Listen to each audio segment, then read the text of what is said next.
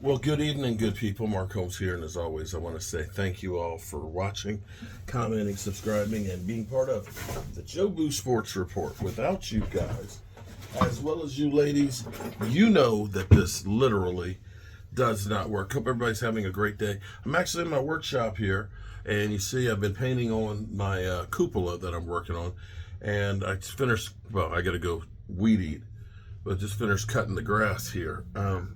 It's a half acre of land, and I got to push more, so I just finished cutting down that. So much for being a obese fat ass that just sits on his ass all day. Right now, Brian Schottenheimer as a head coach is really being put to the test. There's no ifs, ands, or buts about it.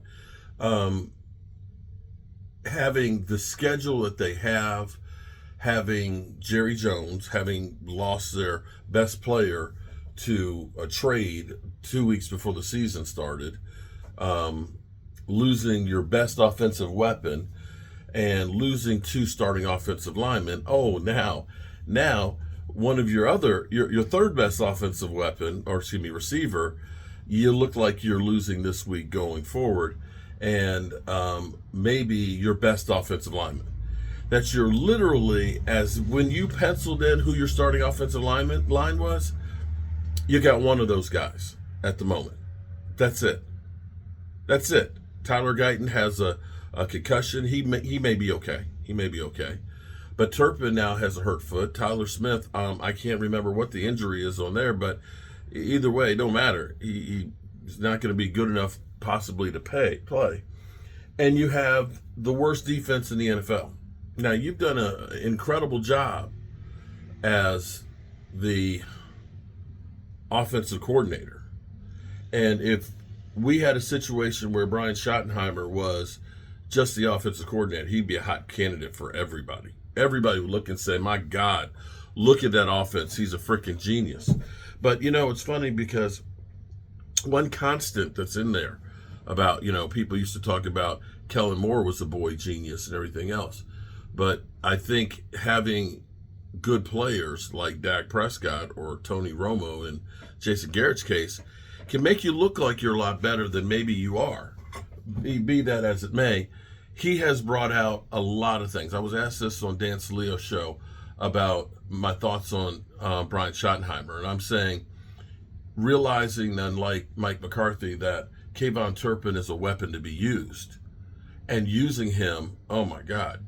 Not to mention the fact that using the pre-snap motion and understanding that the running game is important.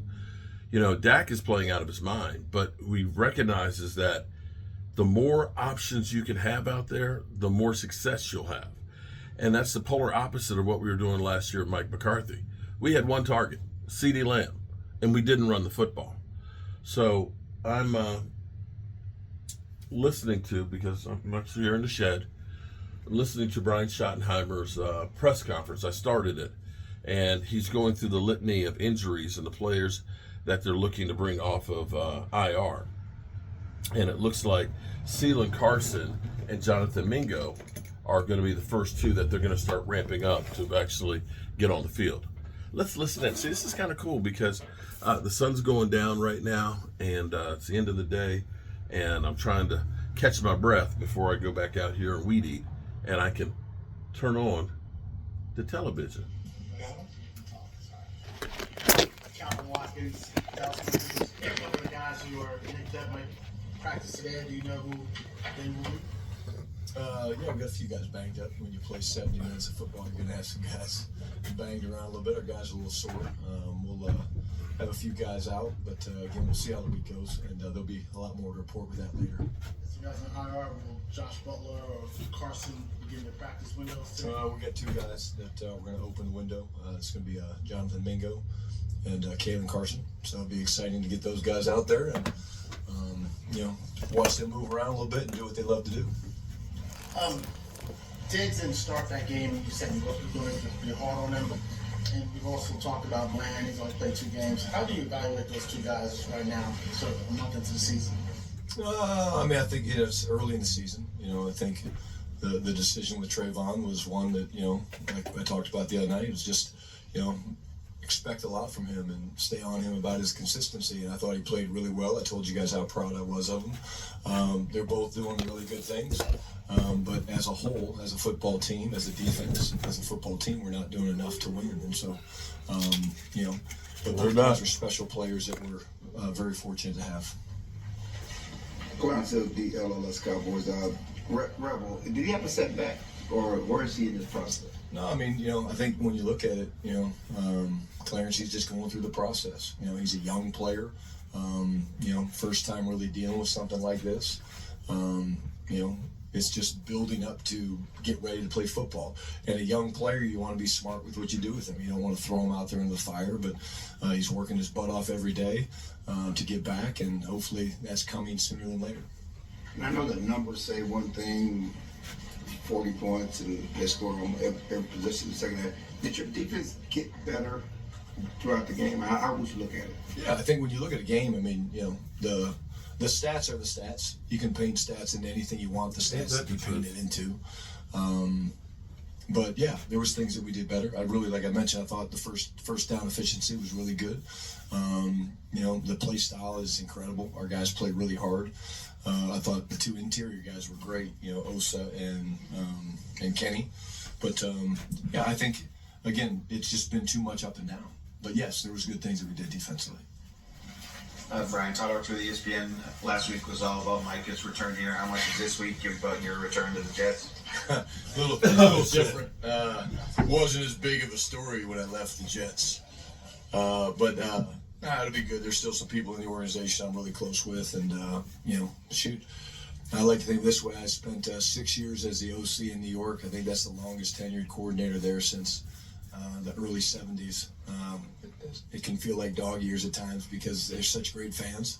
And it'll be fun to be back there. So I guess I was the coordinator there for 42 years. But no, we had great success, man. We won a lot of games, and proud of the fact that we went to back-to-back AFC championships and things like that. But hopefully we can do that here. And special teams wise, we're seeing an increase in the number of blocks all over the place. Is that teams being more aggressive in calling the blocks, or is it early season miscues because there's a lot of new people in new spots in that? It's a little both. But I think early season, they're testing things out. I think we're starting to see a trend, especially like on kickoff and kickoff return, of bigger bodies. It's shorter areas with the way we were having to attack and block and things like that. So you're seeing bigger bodies. But I think it's early season, and guys are attacking different ways that people maybe haven't seen, and usually those things level out and it gets better. John Schottenheimer with The Athletic. When you go back to when you guys added George Pickens, obviously you knew a lot about him, but has there been anything that he's been able to do on the field that maybe has caught your eye that you're like, oh, I didn't know he could do that as well on that level? I think the way, the aggressiveness that he blocks with, he's a big guy. He's got long limbs and long arms, and but he's an aggressive blocker, and sometimes you don't always get that from guys that are viewed as star receivers, and he's not afraid to mix it up. But in terms of the other things, the ball skills and things like that, I think we were pretty certain what we were getting there. And then in terms of how he did, being your guys number one in that game, when you go back and watch it, how do you feel like he filled that role? I thought he did great. I thought he played well, made big impact plays. I think you see the confidence that Dak has in him, and that's something that you expect when you add a player like GP that has that type of talent, is getting him up to speed. And this week we're going to move him around a little bit more. They're probably going to try to match Sauce Gardner on him, and Sauce is a great player, and it'd be a fun matchup to watch.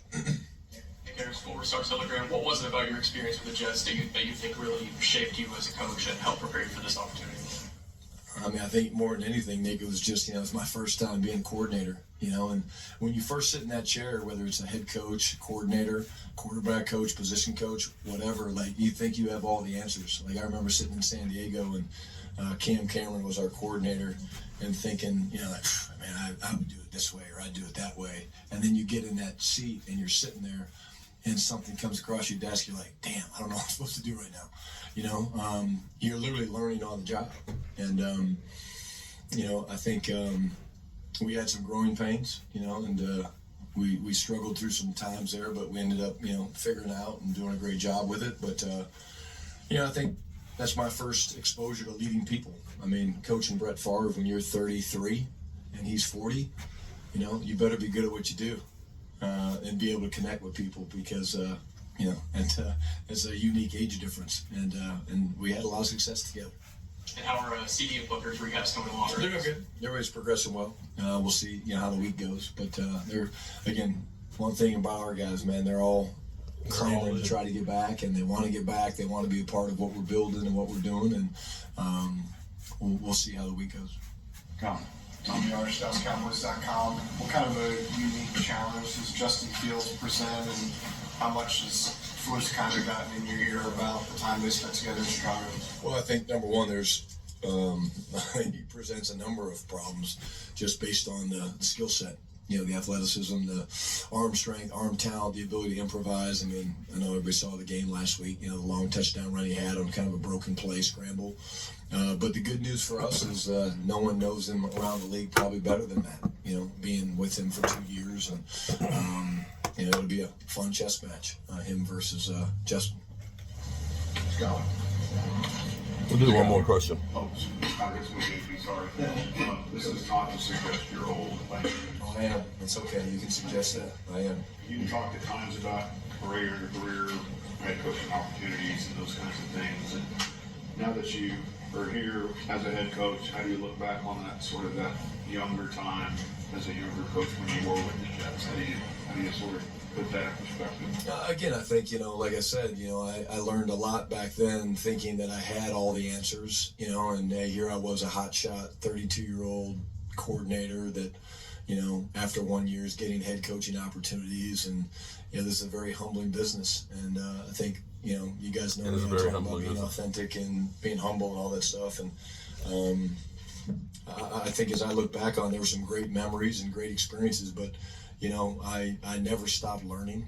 And I think the minute you take yourself too seriously in this business, you're asking for problems, because there's too many talented coaches and players and people in this league that when you take yourself too seriously, which I'm sure I did at times, looking back, you're asking for problems.